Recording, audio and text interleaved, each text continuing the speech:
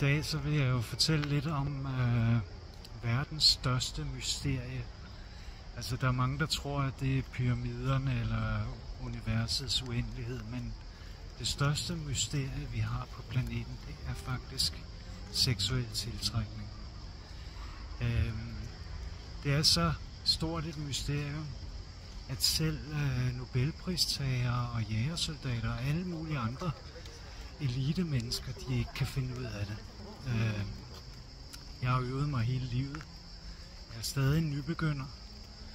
Og det, der er så mærkeligt ved det her store mysterium, det er jo, at der er jo for eksempel mange, der ikke ved, at for at tiltrækning skal fungere og skabe et rigtig godt møde, så skal den være gensidig. Altså, jeg oplever rigtig mange, som er tiltrukket af en anden person, og så opfører sig som om, at den anden også var tiltrukket af dem. Og jeg har haft flere kærester, som når jeg synes forholdet var forbi, så synes de ikke, det var forbi. Og derfor har jeg jo begyndt at arbejde for mange år siden med det her store mysterie for at løse det. Og har brugt en masse tid på at finde ud af, hvordan arbejder man med det. Fordi jeg synes jo også, det var frustrerende. Når jeg var i et parforhold, så var det jo sådan, at denne her tiltrækning, den var meget, meget stærk i starten, men efterhånden så døde den jo meget ofte ud. Og efter nogle år sammen, så kunne man jo nærmest ikke overhovedet mærke nogen form for lyst mere. Så jeg besluttede mig for, at hvis jeg skulle løse et mysterium her på planeten, så skulle det være at forstå, hvad tiltrækning er, hvordan man arbejder med det, og hvordan man manipulerer det, bevæger det, skaber opblomstring i det, og hvordan man undgår bare at forbruge det som en energi, der er på et batteri, og så når batteriet er dødt, så smider man det bare ud og leder efter et nyt møde, hvor der er mere strøm på batteriet. Jeg har jo lavet tusindvis af eksperimenter med det her, og jeg begyndte selvfølgelig også at tænke over, jamen måske er det ikke så mærkeligt, at energien dør ud i et forhold. Hvis man nu tænker på sit sexliv som en film, så kan man jo godt sige, når man har set den samme film 200 gange, så begynder pointerne at være lidt, de er måske ikke så spændende. Og det er jo det, der tit sker. Det er jo noget af det, som mennesker er aller bedst til. Det er at skabe forventninger og vaner og rutiner omkring alting. Og det er jo det, der så sker i et parforhold. Det er, at man skaber alle de her forventninger. Man har nogle måder at være sammen på. Man går ind i en form for ritual omkring det seksuelle.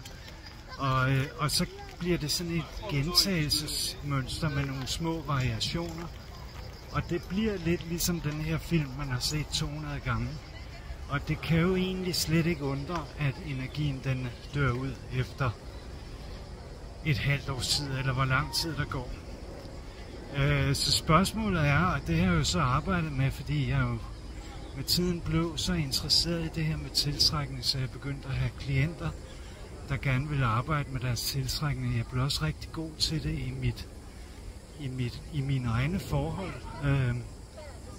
Jeg fandt en hel masse metoder, fordi da jeg begyndte at tænke på det her med sexlivet som en film, så begyndte jeg selvfølgelig også at overveje, om man kunne lave, altså om man behøvede at skifte skuespillerne af historien fuldstændig ud, eller om man med de samme skuespillere kunne skabe nye historier, ny form for spænding. Og det begyndte jeg så at udforske. Det blev et stort forskningsprojekt. Det er ikke støttet af offentlige midler, men Det er et, jeg selv har lavet for egne midler, og det startede med, at jeg simpelthen begyndte at udforske mine allervildeste fantasier. Jeg satte mig for, at jeg ville prøve alt det, som jeg altid havde drømt om, men som jeg aldrig rigtig havde troet var muligt. Det er en meget, meget lang historie, hvordan alt det her research det foregik. Det var i løbet af nogle år, hvor jeg rejste rundt i verden og prøvede forskellige ting af. Men det endte med, at jeg mødte en kvinde, med hvem jeg blev ved med at have tiltrækning. Og det jeg gjorde med hende, det var at blive ved med at lave nye historier i vores seksuelle film. Så det jeg gjorde, det var, at jeg kiggede på, hvad er der af konventioner for, hvordan man er sammen som par i vores kultur. Og der ser vi jo, at der er lidt af de samme konventioner, som vi har fysisk. Altså at hvis man bare bevæger sig som en ganske almindelig person, der går på arbejde, eller går i skole, eller ser fjernsyn, eller bruger sin telefon, så smadrer man sin krop fuldstændig. Så man er nødt til at gå til yoga, eller dyrke forskellige former for sport, for at holde kroppen levende. Og det samme gælder jo for seksualiteten. Vi har simpelthen skabt en kultur, hvor alle de konventioner, vi får serveret, hvordan man er sammen som et par, hvordan man lever sammen, hvordan man har sex og hvornår og så videre. Alle de her konventioner, de smadrer den seksuelle tiltrækning. De dræner batteriet, og derfor tror jeg, uden at vide det, men jeg vil tro, at i hvert fald næsten 99% af alle par, de oplever, at når de har været sammen 1 år, 2 år, et halvt år, så er der ikke ret meget lyst tilbage. Der er ikke den der passion. Lanerne står ikke i brand. Der er ikke den vilde energi. Så det jeg gjorde, det var at fjerne alle de her konventioner for, hvordan skal man være sammen, når man er et par. Og det gjorde jeg sammen med min partner, min nuværende partner. Så vi behøvede ikke at spise sammen, vi behøvede ikke at sove sammen. Vi behøvede ikke, når vi rejste, at være det samme sted. Det kan godt være, at vi var i den samme by, men så kunne vi lave nogle spændende møder, hvor vi udforskede for eksempel at mødes på et hotelværelse uden at tale sammen. Og så bare mærke energien. Og det er jo lidt ligesom det her med en fest. Altså, en fest er jo en begivenhed, hvor man klæder sig på og forbereder sig. Og folk mødes på grund af en eller anden særlig, et eller andet særligt, der er sket. Og det, at man forbereder sig, man glæder sig, man ser frem til det. Jeg glæder mig aldrig til fester, men nogen gør. At der skabes denne her energi, den skaber jo feststemning. Og det er jo i virkeligheden noget af det samme, man skal gøre med sin seksualitet. Man skal forberede sig, man skal være klar til at investere noget tid i det, og man skal skabe en energi omkring det, hvor man glæder sig og ser frem til det. Og det gør man jo ikke, hvis man bor i et parcelhus med den samme person i 10 år, og lander i sengen dødtræt hver aften. Og det er der, hvor man så indimellem har sex. Så vi lavede nogle ret vilde eksperimenter. Nogle af dem, når vi var sammen, så besluttede vi selvom vi boede sammen, at vi kun havde sex online. Hvilket jo i virkeligheden virker rimelig absurd, men det skaber en ufattelig tørst på at røre ved hinanden. Der havde vi så tit lavet nogle aftaler om, at vi ikke gjorde. Vi har også haft, hun har sådan lidt en ting, hun tænder på at være objekt. Og nu skal jeg jo sige, at de ting, som vi har gjort, det er jo ikke noget, der vil virke for ret mange. Når jeg arbejder med mine klienter, så handler det jo altid om at finde ind til deres historier, finde ind til deres tændpunkter, finde ind til, om de har nogle lyster, som de måske ikke engang rigtig har haft været i forbindelse med, eller har været i stand til at sætte ord på. Og så viske hele den kulturelle tavle ren, og fjerne alle forventninger til, hvordan man skal have sex og være sammen som par. Og så se på, hvordan kan man ultimativt udleve det her. Altså en af mine partners fantasier, som vi fandt frem til, det tog faktisk næsten 2 år, før hun blev klar over, at hun havde den her. Hun kunne godt lide at være sexobjekt. Det er der mange kvinder, der godt kan lide. Men hun havde sådan en speciel tilgang, der handlede om, at hun var 100% sexobjekt. Hun havde ikke nogen intelligens. Hun var egentlig bare en krop, der var til rådighed for en mand, som hun elskede og var tiltrukket af. Og hun kunne godt lide at klæde sig på en bestemt måde. Så i et af vores eksperimenter, der boede hun i en lejlighed, hvor hun kun var i den her rolle i en periode på 10 dage. Og så mødtes vi, og det var jo lidt sådan et rollespil. Og jeg er jo en virkelig dårlig skuespiller, og det er hun også. Men sjov nok, fordi vi ramte noget, som ligger dybt i underbevidstheden, som vi begge to tændte på, så blev det ikke et rollespil, så blev det ikke et skuespil, så virkede det utrolig stærkt, og det åbnede os begge to, og det skabte sådan et nyt univers, hvor vi begyndte at tale sammen ud fra de her, ikke roller, men sider. Jeg vil sige, det var ikke et rollespil, det var et sidespil. Altså sider, det er jo sådan lidt mere det, man har som menneske. Og der er mange af ens sider, som man slet ikke bruger i dagligdagen, og som man skal være sådan lidt detektivagtig for at finde ind til. Og dem fandt vi så gennem det her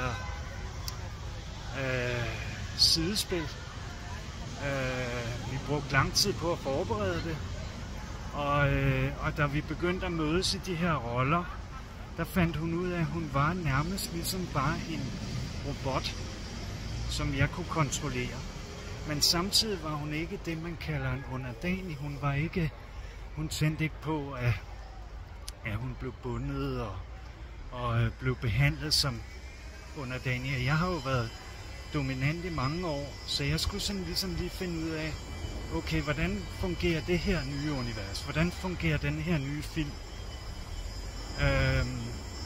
Men det, jeg vil sige med alt det her omkring det store, kæmpe store mysterie omkring seksuel tiltrækning, som næsten alle mennesker kæmper med, og som vi ikke uddeler Nobelpristager til folk, der udforsker og finder ud af nyt. Det her univers, det kræver jo, altså vi siger det her med, når man skal bruge noget tid, man skal arbejde på sit forhold. Men det er faktisk ikke det arbejdsmæssige, der er det vigtigste. Det er det kreative. Og det er modet til ikke at være som naboen. Modet til at have et sexliv, der er fuldstændig unikt. Der er selvfølgelig også mange par, der kæmper med, at de tænder på forskellige ting. Så det handler jo, når jeg arbejder med et par, så handler det jo om at finde den her fællesnævner. Og jeg har haft nogle rigtig sjove eksempler på det her, hvor at jeg ligesom har taget et par, som fuldstændig har mistet lysten til hinanden og ikke har haft sex i årevis, og så skabt en ramme, hvor at alting vågner. Og en af de sjove eksempler, som jeg har, det var et par, som de var sådan oppe i årene, og deres børn var flyttet hjemmefra. De var egentlig ret frie, også økonomisk. Og så foreslog jeg, at de skulle simpelthen fortælle alle deres venner og deres familie, at de var blevet skilt, og at de nu var uvenner. Og det her, det gjorde jeg selvfølgelig efter, at jeg havde talt rigtig længe med dem om deres seksuelle profiler og hvad de tænder på. Og så fandt jeg frem til det her projekt, som så gik ud på, at de var blevet skilt, og at de var uvenner, og at familien var lidt i chok, men det kunne godt lade sig gøre. Og så kunne de kun mødes hemmeligt. Der var ikke nogen, der måtte opdage, når de mødtes. Og de mødtes så i en anden by på et hotel, og de var fuldstændig nyforelskede, når de var sammen. Det var noget, de gjorde nogle måneder, og så fortalte de alle, at nu havde de fundet hinanden igen. Og det kan man virkelig sige, de havde. Vi lavede en opfølgning, hvor vi lavede en streg i deres dagligstue, hvor når de var alene sammen, skulle de være på hver sin side af stregen. Men de måtte gerne provokere hinanden seksuelt, de måtte bare ikke have sex. Det var en af øvelserne, vi lavede i løbet af et par uger, som jo også skabte, altså, det er jo det sjove ved seksuel tiltrækning, at den er jo forbundet utroligt tæt til forbud, til ting, der er uacceptable kulturelle. Det er jo fordi, at vores seksualitet prøver jo at vække os ud af den dvale, som de fleste mennesker har valgt at leve i. Hvor de simpelthen netop falder ind i de her kulturelle konventioner, og som jeg talte om tidligere, som jo er utrolig usunde for følelserne, for sjælen, for kroppen, for alt muligt, for det seksuelle. Og derfor så prøver vores seksualitet jo at sparke os fri af det her. Og nu har jeg jo arbejdet med tabuer i rigtig mange år, og jeg har fundet ud af, når jeg så får de her par ind, som har mistet lysten til hinanden, og begynder at tale om, hvad der i virkeligheden er muligt, så tænker folk jo, gud ja, vi behøver jo ikke være som vi andre. Vi kan jo, selv nu har vi set den her film 500 gange, vi kan faktisk godt lave en ny film. For øvrigt vil jeg lige sige, at min kæreste, hun er her så ikke. Jeg er i Lissabon lige nu, og hun er i Italien, fordi vi rejser sammen her om sommeren. Og så havde vi været her i 10 dage og haft nogle fantastiske møder.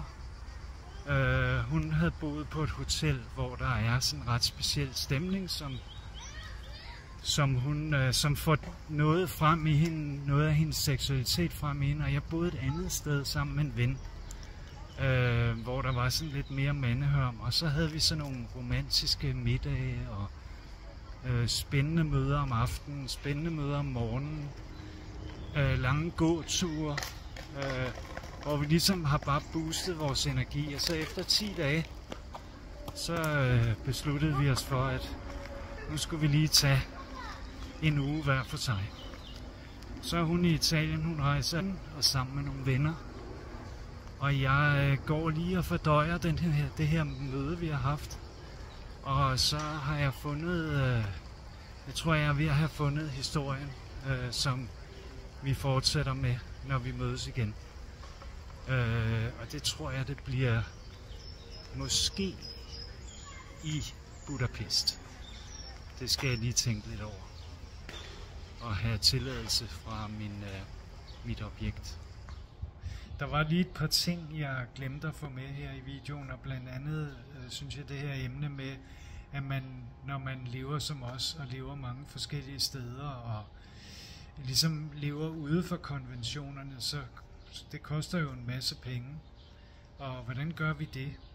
Det har vi så valgt at gøre ved, at vi har jo en klinik, hvor vi underviser andre i at skabe mere energi i deres forhold. Hvilket jo så betyder, at vores seksuelle aktiviteter og vores rejseaktiviteter sammen, det er jo research, som kan trækkes fra. Det havde jeg en rigtig spændende samtale med skattevæsenet om. Så hvis man er interesseret i selv at udleve sidespil, selv at bryde reglerne for, hvordan man kan være sammen som par, eller måske har lyst til at spille med i andres sidespil, eller